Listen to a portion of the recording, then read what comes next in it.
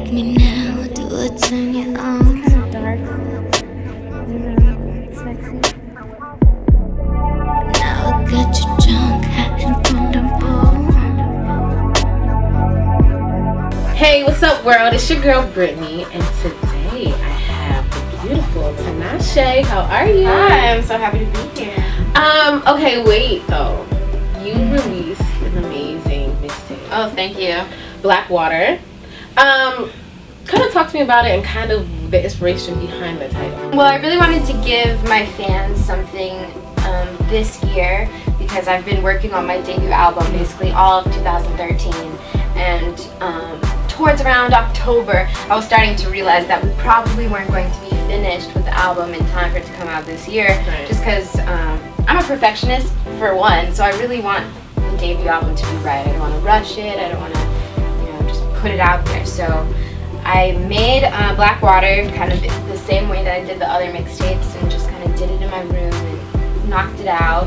And I really wanted it to be a transition from my old sound to where the sound is going with the album. And Blackwater kind of represents, or it means, the water when it's like at nighttime, when it's dark and it's still, and it's supposed to be like metaphorical and represent the calm period before a storm comes. Speaking of Blackwater sound, it's definitely a lot darker.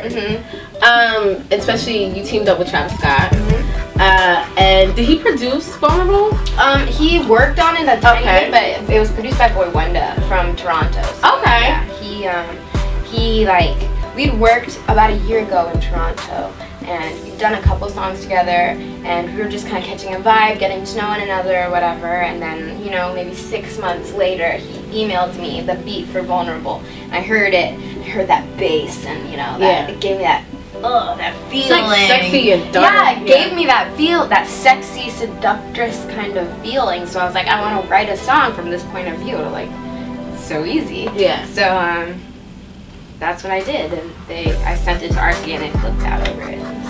Yeah, because Travis Scott is like really hot right now. Yeah, and he has such a quirky, like, interesting, just persona when he comes off on that record that I thought it was like an interesting conversation, just like dope, I don't know, layer to the dimensions of the song.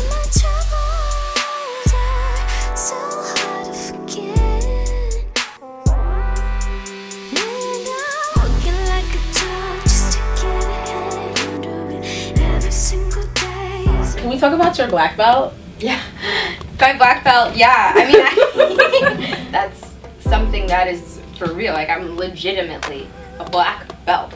And you'll whip anybody's ass. I feel like I have the ability to, but I've never really unleashed my fury on anyone.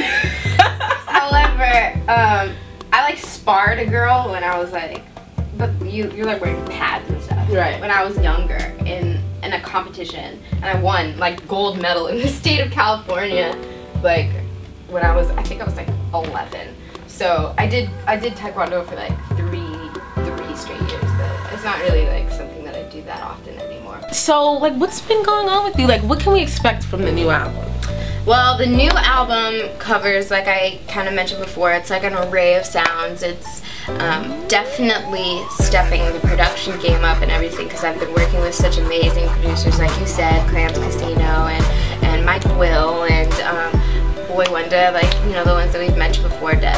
And I think that people are really going to be happy with the album because it is such a, you know, completed sounding body of work, and it is a progression from where I've grown from in making the mixtapes like alone in my room, right, and now collaborating with some other people, collaborating with some other artists. So I think people are really going to be excited. What's the song on your EP that has a Tony?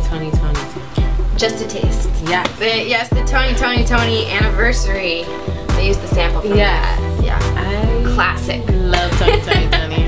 I'm like a really 90s buff, so anybody who like channels, I'm like, yes. My parents were always like, growing up, because I was born in '93, so growing up my parents were always playing Tony, Boyz II Men, Sade, you know, Whitney, Mariah, Janet. So like, I listened to so much 90s R&B growing up. I think naturally it's sort of just a part of what I like. Right. You know, it's part of my taste in music. So I like to be able to utilize that old feeling and the new feelings that this like new age R&B and like hip hop and the mesh of music that's going on. I'm able to, you know, make something new. Hi, I'm Tinashe and you're watching Global Grind.